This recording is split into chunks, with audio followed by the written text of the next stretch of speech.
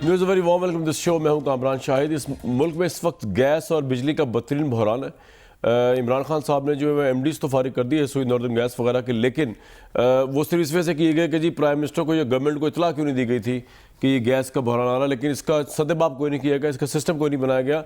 और इसमें बहुत बड़ा फैक्टर ये भी है कि सर्दियों में पहली दफ़ा शायद इंडस्ट्री को जो है वो एक्सपोर्ट्स की इंडस्ट्री को जो है वो दी गई गैस, जिसकी वजह से बहुत बड़ा एक शॉर्टफॉल आया और पाकिस्तान का प्राइवेट जो आम आदमी है वो तो मुतासर हुआ, पाकिस्तान की इंडस्ट्री जो बड़ी बुरी तरह सफ़र कर रही है इस गैस के इस बहरान से।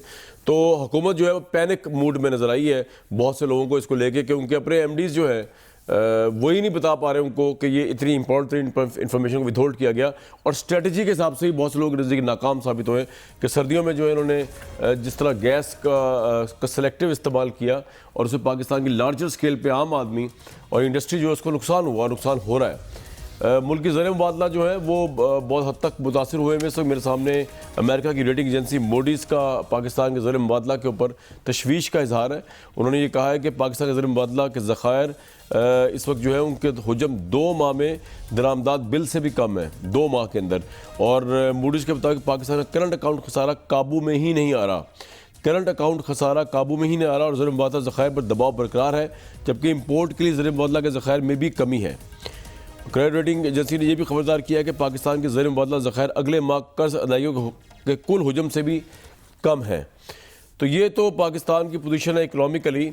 और उसके साथ साथ मेरे सामने एक अंग्रेज़ी अखबार डॉन की इन्वेस्टिगेटिव स्टोरी है, मैं आपसे शेयर कर लूँ कि तहरीक इंसाफ के ज़ेर इस्तेमाल 18 खुफिया बैंक अकाउंट्स जो है उनका इंकशाफ हुआ। ज़रूर पूछेंगे अभी हमारे पाकिस्तान तहरीक इंसाफ के रिप्रेजेंटेटिव है। लेकिन पीपल्स पार्टी के लिए बुरी खबर कि फवाद चौधरी साहब ने बताया कि सुप्रीम कोर्ट के रिमार्क्स के बावजूद फ़िलहाल ECL से नाम नहीं निकाला जा रहा पीपल्स पार्टी या काबरीन का। जरा उनकी प्रेस कॉन्फ्रेंस सुन लेते हैं। हुकूमत का मूड आपको मालूम हो कि वैसे तो उनको आम चीज़ों का नहीं पता चल रहा लोगों की, और एमडीज़ वगैरह जो सैक होते फिर रहे, लेकिन इसका उन्हें बहुत पता है। उन्होंने ECL से नाम नहीं निकालना, इस पर बहुत फोकस है पीपल्स पार्टी या काबरीन का। सुनते हैं फवाद चौधरी को। आसफ जरदारी, मुराद अली शाह, फरियाल तानपुर वो मरकजी किरदार है उस स्कैंडल का जिसके जरिए अरबहा रुपया जो कि वाया मुराद अली शाह साहब के ओमनी और ओमनी के वाया दुबई और दुबई के वाया लंदन और लंदन के वाया पेरिस और पता नहीं कहाँ कहाँ चले जाते हैं। एक बहुत बड़ा डाका सिंध के अवाम के हकूक के ऊपर डाला गया। आज काबीना ने 20 लोगों के नाम ECL से हटा दिए जाए, वो फौरी तौर पे उसको कबूल ना करने का फैसला किया है। इसका जो सुप्रीम कोर्ट से तहरीरी फैसला है वो अभी तक मौसूल नहीं हुआ। जब वो फैसला मौसूल होगा तो उसके मज़मरात का जायज़ा लिया जाएगा और हो सकता है कि उस फैसले की नज़रसानी के लिए सुप्रीम कोर्ट को दरख्वास्त की जाए।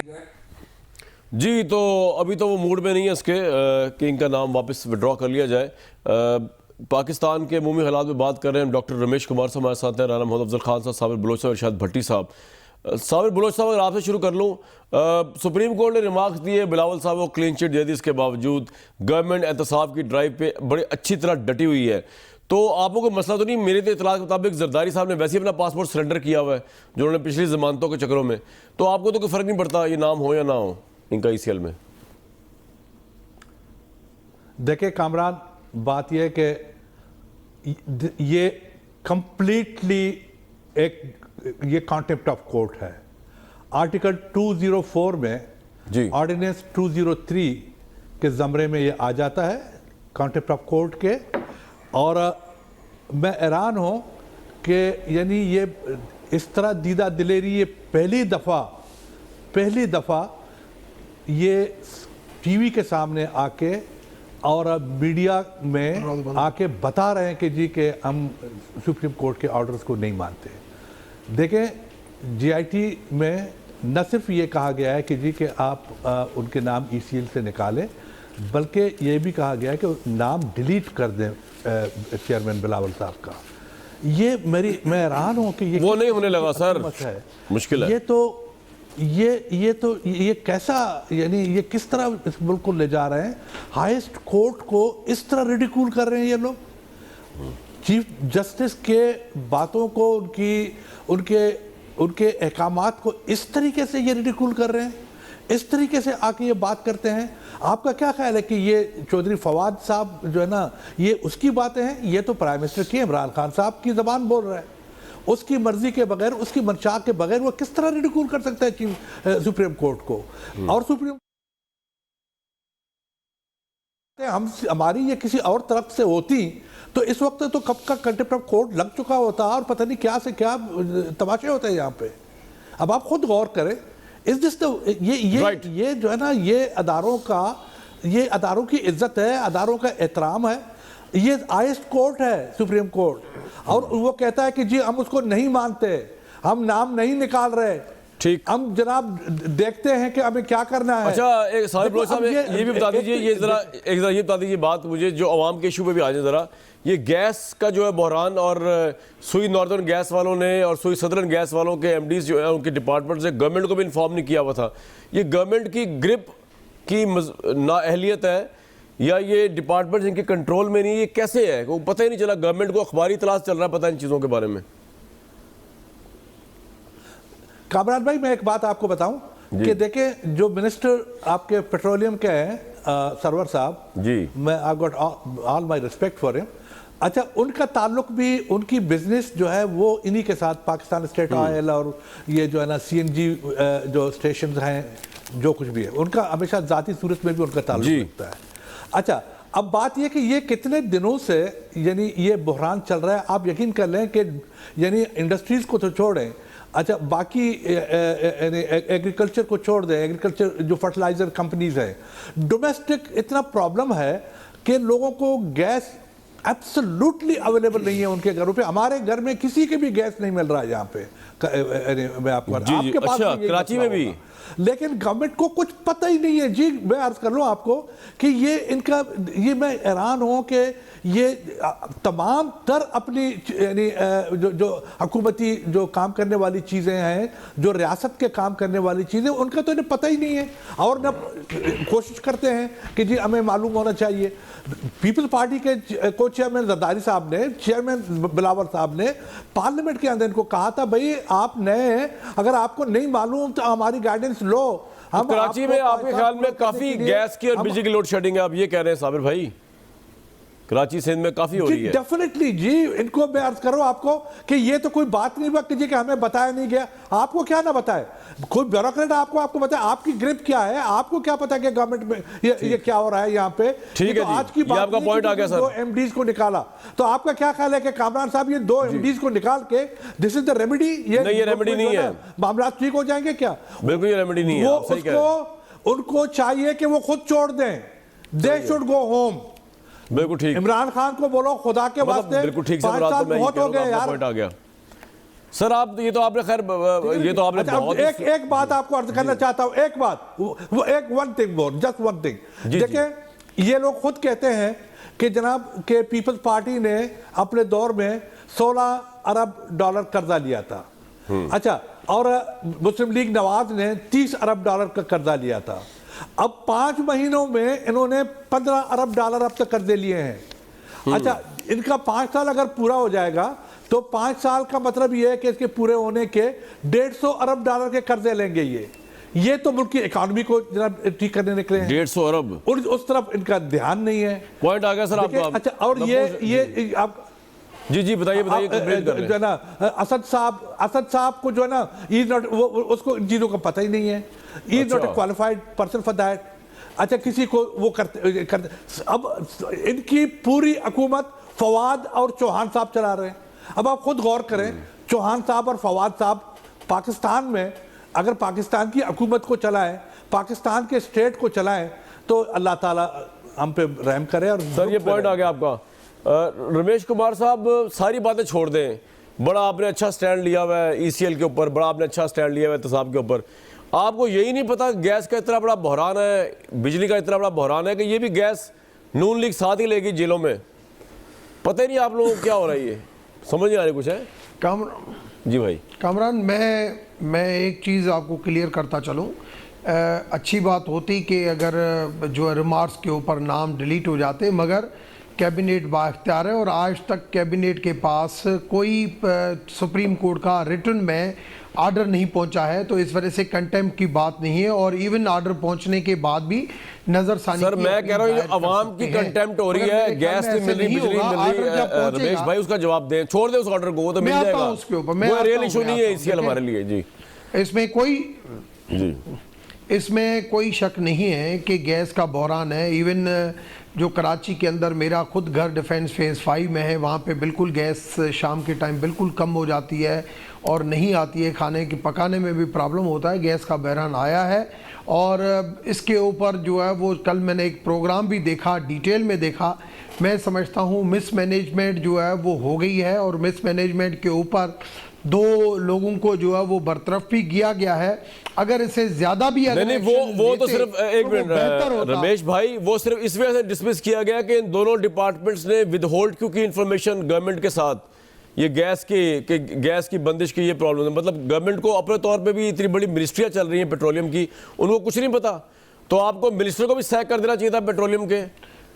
ये उनके अंडर ही सारे आ रहे हैं कि उससे बाहर जाके काम कर रहे हैं। मैं समझता हूँ मिनिस्टर जो है वो अब पहली मरतबा ये बना है, 3-4 महीने अभी उस मिनिस्ट्री को संभालते हुए डिपार्टमेंट को समझते टाइम लगता है, मगर ब्यूरोक्रेसी को भी मिनिस्टर को अप्राइज करना चाहिए था, उसको बताना चाहिए था कि ये इशू है। फिर अगर मिनिस्टर रोकता तो फिर मिनिस्टर की रेस्पॉन्सिबिलिटी होती है, मगर आज भी अगर देखा जाए तो मिनिस्टर की थोड़ी बहुत रेस्पॉन्सिबिलिटी, क्योंकि डिपार्टमेंट की ओवरऑल जो रेस्पॉन्सिबिलिटी अगर हम एमडी के ऊपर डालते हैं तो मिनिस्टर हजूर बड़े सीनियर बंदे हैं सरवर साहब चौधरी निसार को जिन्होंने हराया हुआ है, वो कोई आम बंदे थोड़ी है, उनको यही नहीं पता। लेकिन चले बहरहाल अब आपके मिनिस्टर हैं तो वो रिजाइन नहीं करेंगे, अगर नून लीग के होते तो उनको रिजाइन करना पड़ जाता। आपने तो वो जो मैं हैरान रह गया आज देख के नोटिफिकेशन कि वो जो दिसंबर का इस्तीफा दिया हुआ है भाई साहब ने, आदम स्वाति साहब ने, वो भी अभी मीडिया ने आप लोगों को आईना दिखा के और कोर्ट ने थोड़ा सा ये दिखा के उसके बाद आपने एक्सेप्ट किया। आपने तो वो भी एक्सेप्ट नहीं करना था प्रेसिडेंट ऑफ पाकिस्तान ने, अदरवाइज आपकी तो पूरी पॉलिटिक्स इस्तीफे के ऊपर थी। नहीं यहाँ पे क्रेडिट नहीं है sir, I am sorry to say यहाँ पे क्रेडिट नहीं है, ये तो आपने नहीं अब सेपरेट हो गए, नहीं सर यहाँ पे क्रेडिट नहीं है। आगे चले, ये आगे किसा चले सर, यहीं पे ही हम 6 दिसंबर को इस्तीफा दिया और एक्सेप्ट किया है प्रेसिडेंट ऑफ पाकिस्तान ने जाके 9 जनवरी को। वाई, जबकि ये तो इतने बड़ी क्रिमिनल नेग्लिजेंस है उनके पार्ट पे हुई थी, तो आप फिर किस मोरालिटी और नए पाकिस्तान नई डायरेक्शन की बात करते हैं? मैं तो ये सवाल उठा रहा हूं आपके आगे, क्या सोच है आप लोगों की? कोई डिफरेंट नहीं है नवाज शरीफ और जरदारी से। मैं समझता हूं वो सेपरेट हो चुके थे, लेकिन आप लोगों की हिम्मत नहीं पड़ी थी उनका इस्तीफा मंजूर करने की, क्योंकि वो ताकतवर थे, पैसे वाली पार्टी है। मगर डायरेक्शन बिल्कुल एक्सेप्ट पहले हो जाना चाहिए था, जिस दिन हुआ उसमें डिले नहीं होनी चाहिए थी, पता नहीं क्यों जो वो डिले हुई, और मगर ये हो गया। और ये 6 दिसंबर के बाद जिस दिन रिजाइन दिया है उसके बाद साइंस एंड टेक्नोलॉजी के साथ मिनिस्टर का कोई जो है ना इंटरेक्शन नहीं था। चलो जी, आप तो अपनी गवर्नमेंट के इस वक्त बेबसी की बात कर रहे हैं, बिल्कुल पॉइंट आ गया जी आपका, बिल्कुल ठीक है। राणा साहब, ये गैस का मैं पढ़ रहा था फवाद साहब की प्रेस कॉन्फ्रेंस, वो कह रहे हैं हुकूमत को हर साल 50 अरब रुपए की गैस चोरी का सामना है। उसके बाद फौरी बात उन्होंने शायद खाकान अब्बासी का नाम लिया और उन्होंने कहा जब वज़ारत पेट्रोलियम संभाली तो 1 रुपया भी कर्जा नहीं था और अब जो है अरबों का कर्जा है। भाई ये क्या है यार, आपने क्या किया इस मुल्क के साथ खिलवाड़? कामरान साहब 5 महीने हुए हैं, 5 साल भी जब इनके अगर खुदा ना खास्ता हो गए तो यही बात करेंगे कि पिछली हुकूमत ने हमारे साथ ये किया है। देखें ये एक ग्रॉस मिसमैनेजमेंट है, 3 मिनिस्ट्रीज इसमें इन्वॉल्व हैं, पावर, ऑयल एंड फाइनेंस। और आप देखें ओगरा की इंक्वायरी हुई, उसमें उन्होंने इन एमडीज को उन्होंने ब्लेम नहीं किया। एडिशनल सेक्रेटरी फाइनेंस ने इंक्वायरी की, उसने ब्लेम नहीं किया। फिर तीसरी इंक्वायरी करके इन्होंने एस्केप रूट ढूंढा कि अब किसी ना किसी को तो फारग करना है। ये वो एमडीज हैं जिन्होंने 35 साल का कैरियर बनाया और उनके कैरियर में वो आउटस्टैंडिंग थे कि वो एमडीज और चीफ एग्जीक्यूटिव इन इदारों के बने और इन इदारों को बेहतरीन चला रहे थे। अब जब ये एक जहाज़ वापस कर दिया गया, फर्नेस ऑयल को इस्तेमाल करने की कोशिश की गई कि वो स्टॉक में मौजूद है, हमें तो गैस ना ख़रीदनी पड़े। ये टोटल मिसमैनेजमेंट इन 3 मिनिस्ट्रीज़ की है और उन मिनिस्टर्स को बचाने के लिए एमडीज़ को कुर्बान कर दिया गया। ऑलरेडी ब्यूरोक्रेसी पाकिस्तान की जो है वो बेइज्जत हो रही है, वो परेशान है और वो काम नहीं कर सक रहे। अब इन 2 एमडीज़ को फारग होने के बाद मेरा ख्याल है कि गवर्नमेंट सर्वेंट्स को और ब्यूरोक्रेसी को ये मैसेज चला गया है कि अपनी जान बचाओ, काम करो या ना करो, किसी तरीके से जान बचाओ। इस मुल्क में अब अच्छे लोग जो हैं वो इन इदारों में नहीं मिलेंगे और इस हुकूमत का ये सबसे बड़ा चैलेंज होगा कि कौन आके किस इदारे को चलाता है। तो ये मैं समझता हूँ कि लेकिन राणा साहब ये गैस का बहरान तो आपके दौर में भी आया था, ये तो आता ही रहा है और आप सुना आप लोगों ने कर्जे बड़े चढ़ा दिए। जी जी सर। कामरान साहब थोड़ा सा हमें ग्रेस दे दें। सबसे बड़ा बहरान पाकिस्तान में ज़रबे अज़ब का था और फिर हमारी बिजली का था। इन दोनों से बड़ा बहरान गैस का था। गैस ख़त्म हो गई और हम गैस बाहर से लेके आए, टर्मिनल बनाए। ये मानते नहीं थे कि हम 1-2 साल में टर्मिनल बना देंगे, ये मानते नहीं थे कि पाकिस्तान में गैस आ जाएगी। वो गैस आ गई और अगर वो चीज़ें हमने ना की होती तो आज पाकिस्तान कहाँ खड़ा होता। फिर उसके बाद जो कतर की डील जिसको इन्होंने बदनाम करने की कोशिश की, ब्लूमबर्ग की रिपोर्ट है कि 1 साल में $600 मिलियन की बचत है, इतनी सस्ती गैस खरीदी गई है। तो ये तो हर किसी को बदनाम और लेबल करने की कोशिश करते हैं और ख़ुद आज देखें कि इनके हालात कहाँ जा रहे हैं और आवाम की नज़रों में ये कहाँ खड़े हैं। जी आपका ये पॉइंट आ गया। इरशाद भट्टी साहब, तहरीक इंसाफ ने जो कुछ कहा इलेक्शन से पहले अल्लाह के फजल से उसके बरक्स करने की पूरी भरपूर कोशिश की। इन्होंने कहा ताकतवर के लिए कानून अलग नहीं होगा, कमज़ोर के लिए आज़म सवाती का कसूर था, इन्होंने IG इस्लामाबाद चेंज कर दिया। वज़ीर आला पंजाब का कसूर था, इन्होंने DPO पाकपतन चेंज कर दिया।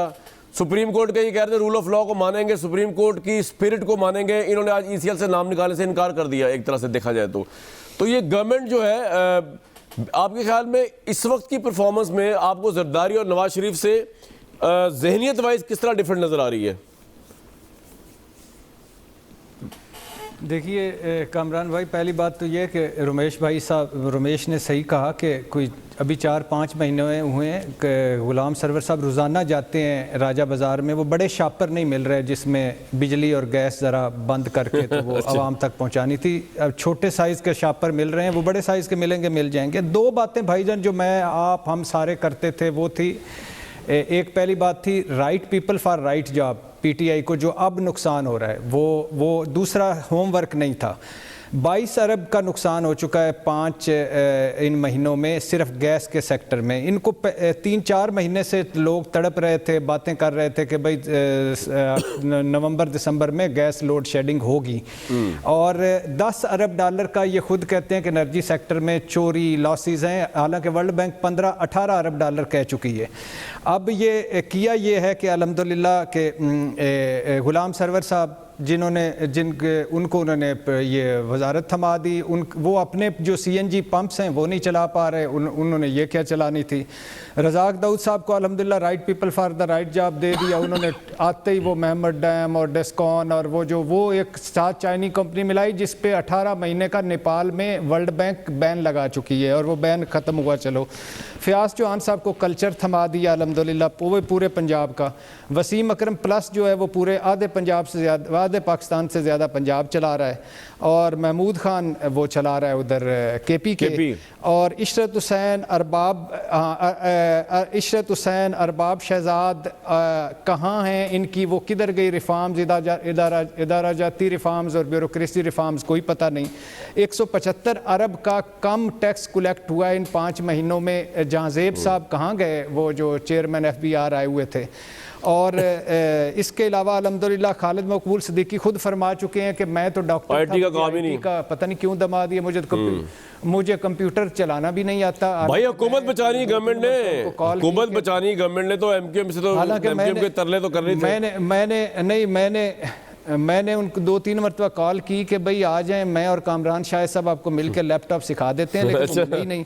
और इसके अलावा बिल्डोज़र वाले जो इमरान इस्माइल हैं वो रोज़ बिल्डोज़र लेके गवर्नर हाउस से निकलते हैं, कौन सी दीवार गिरानी है कोई पता ही कोई नहीं। इसके अलावा जुबैदा जलाल, फमीदा मिर्ज़ा, खुसरू बख्तियार, अल्हम्दुलिल्लाह 25-30 वजीर मशीर मुशर्रफ साहब के हीरे नहीं है कि वो सुनामी में बह चुके हैं। सही है, वो सुनामी में बह चुके हैं कि या अभी उनकी कोई जान बाकी है।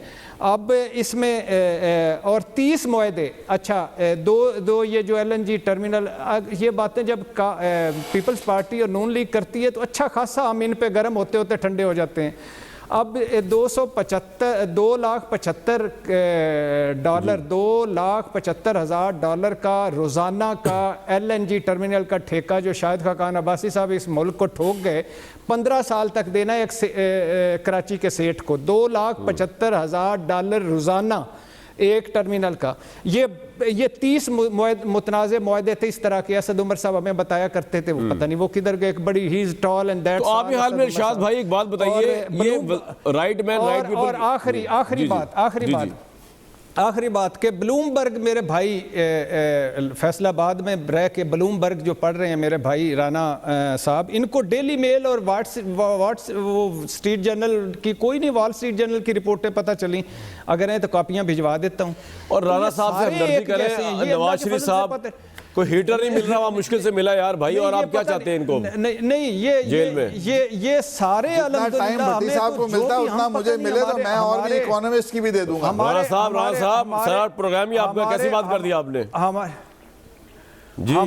हमारे जो अल्हम्दुलिल्लाह अगली मर्तबा कामरान भाई इस तरह करेंगे कि मैं आपके साथ बैठा हूँगा चुप करके, आपने और राना साहब ने प्रोग्राम। नहीं, राना साहब राजपूत भाई है यार, कैसी बात कर रहे हैं आप? राना साहब आपका प्रोग्राम पूरा बताइए, आपने क्या कहना है भट्टी साहब को, उसके बाद में आगे प्रोग्राम चलाऊंगा। जो जाते हैं इक्तिदार की तरफ फिर वापस मुड़ के नहीं आते वो। भट्टी साहब कोई बात नहीं, राणा साहब कुछ कहना है आपने? आगे जाऊं मैं, सारा ऑन स्लॉट तो कर दिया रमेश कुमार साहब पे, लेकिन रमेश भाई आज गवर्नमेंट को डिफेंड करने के मूड में नजर नहीं आ रहे और बड़े अच्छे लग रहे हैं मुझे, तो हक के लिए खड़े हुए। कामरान भाई जी भट्टी साहब राणा साहब को ना बोलने दे, वरना अच्छा भला हमारा मौजू उधर चला जाएगा। मैं पहले ही कहता था जी कामरान, मैं पहले ही कहता था, मैं हमेशा यही बात करता हूँ, राइट डिसीजन राइट टाइम पे तब होगा जब right person for right job होगा। मैं समझता हूँ उसके माजी में भी फकदान रहे, अभी भी फकदान है उस चीज़ों का। ये जो आज चीज़ें जो क्रिटिसिज्म जो कुछ हो रहा है और जो हमारे लिए ये जो प्रॉब्लम बन रहे हैं, और उसके अंदर कुछ हमारी मैनेजमेंट की, हमारी डॉक्टर साहब ये प्राइम मिनिस्टर का कसूर है ना, डिसीजन जो है आपकी party centralise party one man show है। मैं इरशाद भट्टी अच्छे अंदाज से बात कर देते हैं और उसके अच्छे अंदाज में वो मोहब्बतन अंदाज में वो सही कुछ बातें कर भी देते हैं कि right person for right job जब तक नहीं होगा तब राइट डिसीजन। आज मैंने आपको ये कहा कि 2 MD की जगह पे 4 महीने, ठीक है हमारे मिनिस्टर को 4 महीने हुए, मगर हमारी रेस्पॉन्सिबिलिटी है इसमें। डॉक्टर साहब एक बात बताएं क्यों हो रही है, और मैं समझता हूं अगर हम प्रॉब्लम को मानेंगे नहीं तो उसके मैं ये पूछने लगा हूं डॉक्टर साहब मेरी अर्थ सुन लें, पंजाब में जो आपने CM लगाया, is he the right man for the right job, yes और नो? एग्जैक्टली। बहुत ही पोलाइट है हम। नहीं, ये मेरा सवाल नहीं है। नहीं यार रमेश भाई देखें, अब आपने ज्यादती कर दी ना, मैं आप पे ट्रस्ट करता हूं कि आप उस तरह ब्लफ नहीं करेंगे ऑडियंस को और आवाम को, आप एक स्ट्रेट फॉरवर्ड सच्चे आदमी, ऑनेस्ट आदमी है। मैंने आपसे पूछा is he right for the right job, yes और नो? नहीं बता दे मुझे भाई, हम भी उनके हाथ में बहस कर लेंगे यार। मैं समझता हूं देखो नेक बंदा है और यार भाई फिर वही बात, ईमानदार है जी साबिर भाई अच्छे तरीके से। एक मुझे जो एक्सपीरियंस मेरी एक दो मीटिंग हुई है, बात ये साबिर बलोच साहब की सुनेंगे, बहुत जल्दी है। साबिर बलोच साहब की सुनेंगे। जी साबिर भाई फरमाइए। मैं कहता हूं जी रमेश साहब को छोड़ के ये मिनिस्ट्री ऑफ पेट्रोलियम के लिए उसके जहन में कौन है इस पूरे लॉट में? बताओ जी, बताएं जी रमेश भाई, आज तो आप ही लंका ढाने आए अपनी। रमेश साहब को छोड़ के इस वक्त देखे गुलाम सरवर खान, गुलाम सरवर खान अभी मैं देता हूं, और मैं समझता हूं उनको 3-4 महीने के अंदर समझना चाहिए इन चीजों को। ये सिर्फ पेट्रोलियम मिनिस्ट्री की बात नहीं है, ये मैं समझता हूं वाटर, पावर और सबके मिनिस्टरों का एक कंसोर्शियम है।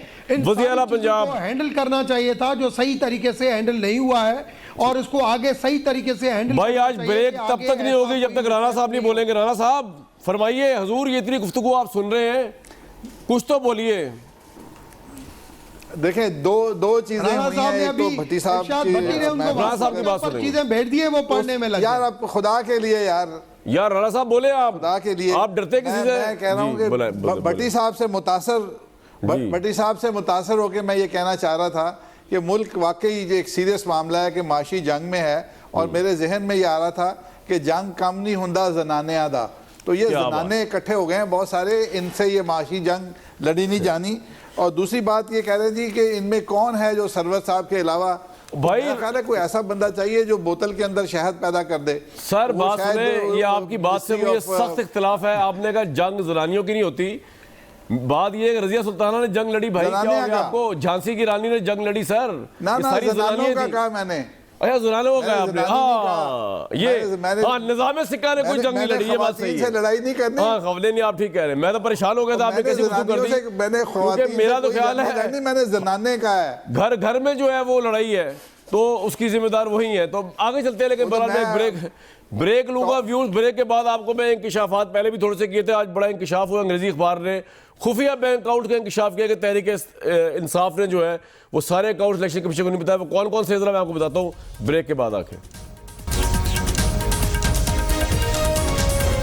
Back to the show. Tehreek Insaf के 18 मुबैना खुफिया बैंक अकाउंट का इंकशाफ एक अंग्रेजी अखबार ने किया है स्टेट बैंक का रेफरेंस देकर। इस पर आज पीपल्स पार्टी वालों ने क्या कहा, जरा सुन लेते हैं। आपको इन्फॉर्मेशन देना हमारा काम है।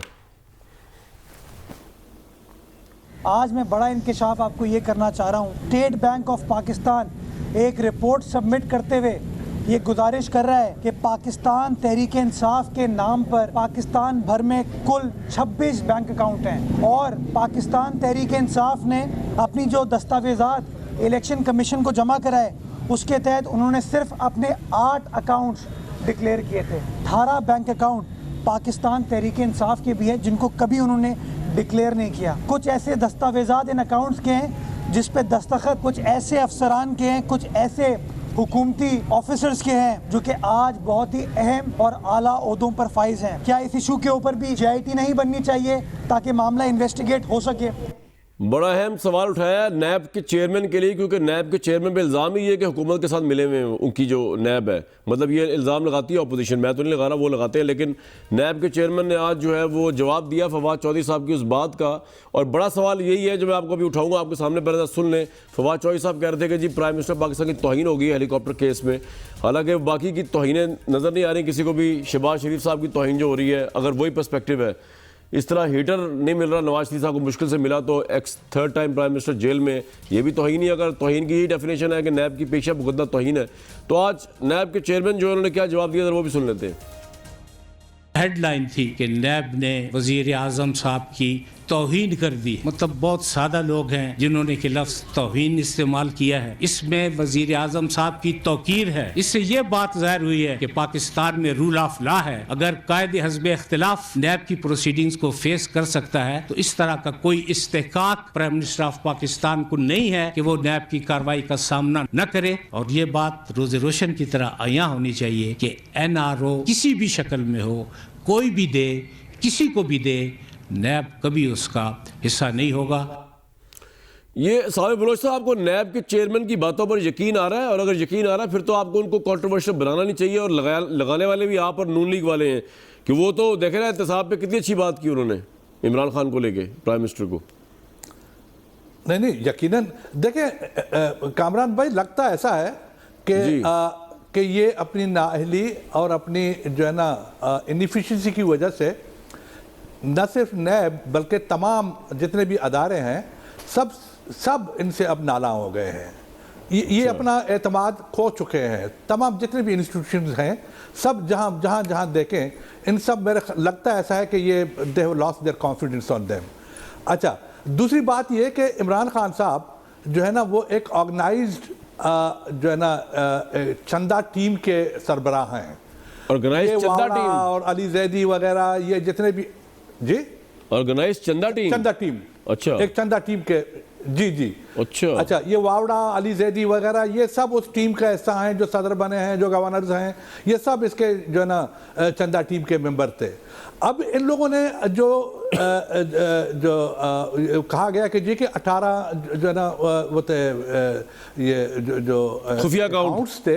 मैं तो आपको ये अर्ज कर लूँ जनाब कि इन लोगों ने ज़ाती सूरत में कितने अकाउंट्स खोले हैं, पार्टी के नाम पे कितने अकाउंट्स खोले हैं। आप पूरे यूरोप चले जाएं, वहाँ पे इनकी चंदा टीम बैठी यानी साफ शफाफ लोग नहीं है आपके नजदीक, इनको मॉनिटर किया जाता है।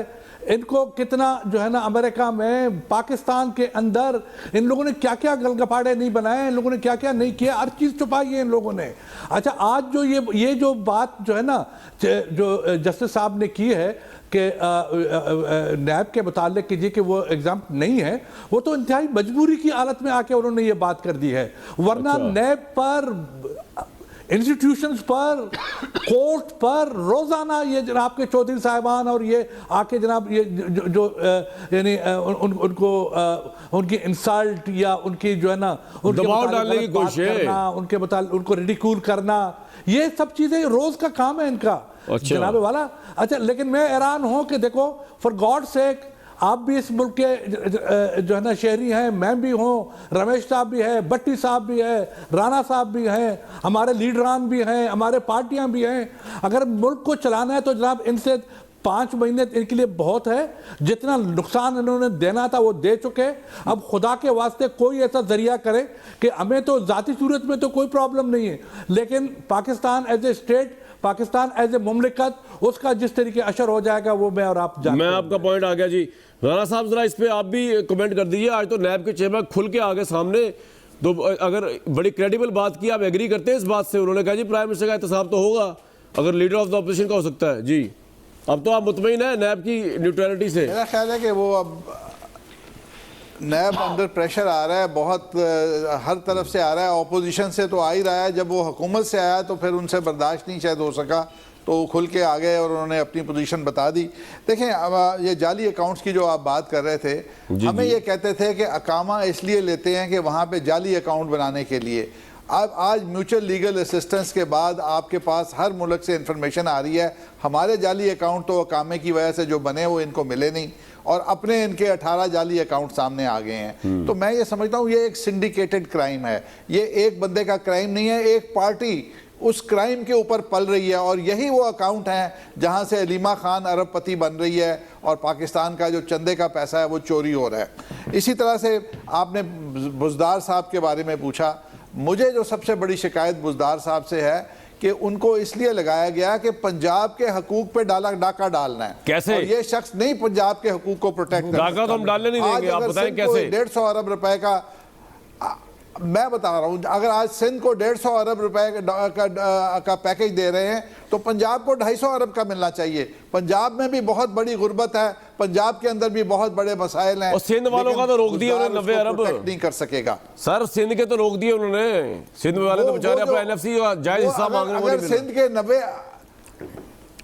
अगर सिंध के 90 अरब रुके हैं तो पंजाब का 150-200 अरब रुक जाएगा। उसकी वजह यह है कि सिंध जो बात कर रहा है सही बात कर रहा है, जो फेडरल टैक्स कलेक्शन है वो तकरीबन 200 अरब कम हो गई है। पंजाब का कैसे रुकेगा? मुझे आपकी लॉजिक समझ नहीं आई सर। पंजाब का 150 अरब क्यों रोकेगी तहरीक इंसाफ गवर्नमेंट? मैं एक्सप्लेन कर देता हूँ। जो सिंध को 90 अरब शॉर्ट हुआ है वो इनके जो टैक्स कलेक्शन फेडरल गवर्नमेंट ने सिंध का हिस्सा देना था वो शॉर्ट हो गया। सर मैं आपसे पूछ रहा हूँ 150 अरब कैसे रोकेंगे पंजाब का? सारे सूबों का शॉर्ट हो गया। 250 अरब कैसे रोकेंगे पंजाब का? मैं ये पूछ रहा हूँ आपसे। सारे सूबे देखें, अगर इनको अगर मरकजी हुकूमत अपने पैसों से, अपनी एलोकेशन से सिंध को अगर 150 अरब की गिफ्ट दे रही है, ग्रांट दे रही है, तो पंजाब को भी मिलनी चाहिए। यह हर सूबे का हक है। ठीक है जी। अपने पैसे सूबों के एनएफसी के तनासब से पैसे तकसीम करे। ये नहीं हो सकता कि वहां वो गिफ्ट दे दे और हमें ना दे, कहीं और गिफ्ट दे दे और हमें ये आपका पॉइंट आ गया जी। बुज़दार ये चीजें नहीं मांग सकता। और बुज़दार साहब के तो हाथ में कुछ नहीं है, उनके ऊपर क्यों ब्लेम कर रहे हैं आप? बहरहाल मैं आगे चलूंगा। अच्छा जी, रमेश भाई मुझे एक बात बताइए जी। नहीं, वो पंजाब के राइट्स इमरान खान साहब बखूबी जानते हैं, वो चला भी रहे इस्लामाबाद से। रमेश भाई सर ये बता दीजिए कि वो क्या खसूस, आपने बड़ी अच्छी गुफ्तगू की आज आपने अपनी गवर्नमेंट से मुतालबा किया हमारे प्रोग्राम से बैठ के, मुझे बड़ी खुशी हो रही है कि right person for the right job लगाने चाहिए। ये आप गवर्नमेंट के पहले एमएनए और बड़े इंटेग्रिटी वाली बात है। नवाज शरीफ साहब के दौर में भी आप इस तरह ही करते थे, इसलिए मैं आपकी बड़ी इज्जत करता हूँ। तो आज आपने यहाँ बैठ के हमारे प्रोग्राम के प्लेटफॉर्म से अपील की अपनी ही गवर्नमेंट से कि right person for the right job लगाई जाए। तो मेरा सवाल आपसे ये कि सर आपने जब नवाज शरीफ साहब को ज्वाइन किया था तो क्या क्वालिटी उनमें नजर आई थी? जब उनको छोड़ा तो क्या प्रॉब्लम नजर आई? और अब आप जो है क्या डिस्टर्ब है, या इमरान खान साहब की किन क्वालिटीज से अभी तक आपको मुतासर किया हुआ है? क्योंकि आप इलेक्टेड मैंडेट लेके आए ना, आपकी बातें बड़ी इंटरेस्टिंग है, आउटस्टैंडिंग है। वैसे आप पुराने शेर को नया शेर बना रहे हैं। जल्दी ये सर मैं तो जी एक चीज़ तो ये कि जल्दी डिसीशन नहीं होते हैं, और दूसरी चीज़ ये कि जल्दी किसी का पता भी नहीं चलता। मैं समझता हूँ खान साहब की एक क्वालिटी ज़रूर है कि खान साहब नीट और क्लीन है। खान साहब के नज़दीक करप्शन कोई हवा नहीं है, और मैं समझता हूँ कि खान साहब का लाजमी एक एडमिनिस्ट्रेटिव एक्सपीरियंस जो है वो इतना थोड़ा सा कम है, उसके अंदर थोड़ा सा टाइम लगेगा और लोगों को पहचानने में थोड़ा सा टाइम लगेगा। और आप ये नवाज शरीफ के साथ जो हो रही है इस वक्त, उसके साथ आप सहमत है कि ठीक हो रही है? इसका अशर ही खराब हो जाएगा। करप्ट लोग हैं, ये सही हो रही है? नवाज शरीफ का सही हो रही है? मनी लॉन्ड्रिंग फ्री, मुझे बात करने देना राणा साहब, ऐसे मैं बात कर लूं। मनी लॉन्ड्रिंग फ्री बनाने की जो विल है, और जो विल है जहाँ पे विल को 5 मार्क्स जाती है वहाँ पे VN जो बनती है वो टीम के साथ बनती है, और टीम के ऊपर मेरे ख्याल में फोकस करना चाहिए कि ये गलतियाँ नहीं हो कभी भी, क्योंकि लोगों को अगर हमारी वजह से तकलीफ हो, गैस की वजह से या ऐसी चीज़ नहीं हो, इस चीज़ों के ऊपर फोकस करना चाहिए। आपने दूसरी बात की नैब की, देखिए नैब के लिए खान साहब ने हमेशा ये कहा है रूल ऑफ लॉ सबके लिए बराबर होना चाहिए। फवाद ने बिल्कुल स्टेटमेंट दी है किसी को खुश करने के लिए, मगर ये स्टेटमेंट खान साहब के लिए अहमियत नहीं रखती। खान साहब एज ए प्राइम मिनिस्टर के भी अगर कहीं पे किसी ऐसा इदारे के ऊपर बुलाएंगे वो चले जाएंगे खुशी खुशी, क्योंकि वो मिनिस्टर के लिए भी ये कहते हैं कि ऐसा भी इदारे स्पेशली करप्शन के हवाले से इदारों से कोऑपरेट करें, उनको जो है वो तंग नहीं करें, उनका ये मौक़िफ़ है। तीसरी आपने बात की जे अपना अकाउंट्स के हवाले से, जितने कदर मुझे पता है कि 8 अकाउंट जो है वो एक्टिव अकाउंट है। अगर आज स्टेट बैंक ने ये अकाउंट की लिस्ट जारी की है, कोई डॉर्मेंट अगर कोई अकाउंट है जो जारी नहीं हुआ है, अगर उधर कोई ट्रांजैक्शन हुई है तो मैं समझता हूं हम जवाबदेह हैं कि वो ट्रांजैक्शन नहीं, आपके अकाउंट्स अगर थे तो आपको बताना था इलेक्शन कमीशन ऑफ पाकिस्तान को। वो खाली थोड़ी अकाउंट पड़े हुए थे, 1 रुपए की भी ट्रांजैक्शन हुई तो बताना पड़ेगा आपको। हमारा लग के आ जाता है। एक अकाउंट मेरा PTV हेडक्वार्टर का पड़ा हुआ था, कई साल पुराना, 70-80 रुपए पड़े हुए थे, वो भी लग के आ गया ऑब्जेक्शन कि आपने बताया क्यों नहीं FBR को। तो आपके ये अकाउंट्स किस तरह नहीं पता भाई, ये क्या बात हुई? मैं समझता हूं वो रह गए होंगे, मगर ट्रांजैक्शन जो एक्टिव अकाउंट है अगर वो कोई हमारा नहीं दिखाया है तो फिर सोची समझी हमारी तरफ से गलती है। 18 अकाउंट आप अपनी पार्टी के बैंक अकाउंट नहीं मेंटेन कर सकते, पाकिस्तान के अकाउंट कैसे मेंटेन करोगे? चलो जी इरशाद भट्टी साहब को जाऊंगा। इरशाद भाई के अकाउंट नहीं मेंटेन सारी गुफ्तगू आपने सुनी, पाकिस्तान के अकाउंट कैसे करोगे? ये साबिर बलोच साहब कह रहे हैं कि सारे इदारे से नाराज हो चुके हैं, 5 महीने में करेगा FBR सिस्टम करेगा जैसे माजी में करता आ रहा है। जी, ये साबिर बलोच साहब ने कहा सारे इदारे से मायूस हो चुके हैं। तो क्या सारे इदारे से मायूस हो चुके हैं? क्या वाकई तहरीक इंसाफ इतनी पैथेटिक परफॉर्मेंस दे रही है? इरशाद साहब कोई मायूस नहीं हुआ, अवाम मोरली अभी भी इरशाद भट्टी साहब से पूछ रहा था भाई मैं तो। जी इरशाद भाई, पहली बात तो ये है कि मैं भी यही आज मायूस हो गया था। मैं भी सोच रहा था कि मैं प्रोग्राम में क्या करने आया हूँ वैसे, लेकिन चलो आपने आखिर पे अल्लाह के फजल से पूछ लिया, बड़ी मेहरबानी। बहुत टाइम है, राणा साहब खुश होंगे, साबिर बलोच साहब तो आज हाँ। ये एक जो पहले 2-3 बातें, एक तो अकाउंट्स वाली बात है, उसमें बिलाशुबा इन अकाउंट्स की तहकीकात होनी चाहिए। अगर JIT बननी हो JIT होनी चाहिए, जो कुछ भी होना चाहिए करना चाहिए और पता चलना चाहिए। लेकिन मुझे पता है कि इमरान खान या मैं अभी मेरा यकीन है कि इमरान खान करप्ट आदमी नहीं है या करप्शन से उनका कोई तल्लक नहीं है, लेकिन ये सारी तहकीकात होनी चाहिए। दूसरी बात यह है कि चेयरमैन नैब पे मेरा हमेशा रहा है कि नैब में कैपेबिलिटीज़ का मसला है, प्ली बारगेन वगैरह वगैरह सारी, लेकिन नैब की ये जो फवाद साहब बोले हैं इससे मेरी और मजबूत हो गया है कि नैब ठीक काम कर रहा है। बाकी ये माइंड सेट है भाईजान, एक माइंड सेट ये है कि नवाज शरीफ साहब से सवाल पूछ लिया जाए तो जमहूरियत खतरे में पड़ जाती है, पार्लियामेंट खतरे में पड़ जाती है, सिविलियन बालादस्ती खतरे में पड़ जाती है, और जमहूरियत, पार्लियामेंट और सिविलियन बालादस्ती तीनों की तौहीन होती है। जरदारी साहब से पूछ लिया जाए तो सिंध खतरे में पड़ जाता है, 18वीं तरमीम खतरे में पड़ जाती है, वफाक खतरे में पड़ जाता है, और 1 यूनिट बनाने की तरफ बातें होने लग जाती हैं। इमरान खान से पूछ लिया जाए तो अब उनकी तौहीन होने लग गई है। ये तबका वाकई समझता है कि या ये इक़्तिदार है कि पता नहीं क्या। हज़रत अली का मुझे कौल याद आ रहा है, हज़रत अली का कौल है कि इक़्तिदार, इख्तियार और दौलत मिलने के बाद भाई मुझे एक ब्रेक लेनी पड़ेगी, पीछे पड़ गए सारे के सारे। ब्रेक लेंगे जी, एक ब्रेक लेंगे। जो डिस्कशन होती रहेंगी, लेकिन असल मसला ग्राउंड पे ये है कि आवाम को किसी लिहाज से रिलीफ नहीं मिल रहा, ख्वाह वो गैस है या बिजली है। जिस महीनों में मतलब सर्दियों में भी जो है वो बिजली नहीं है। अब आप ये पोजीशन देखें तो ये सारा एहतसाब अपनी जगह पे, लेकिन गवर्नमेंट ग्राउंड पे क्या कर रही है, बहुत बड़ा सवाल निशान है। नेक्स्ट वीक तक के लिए दीजिए इजाज़त।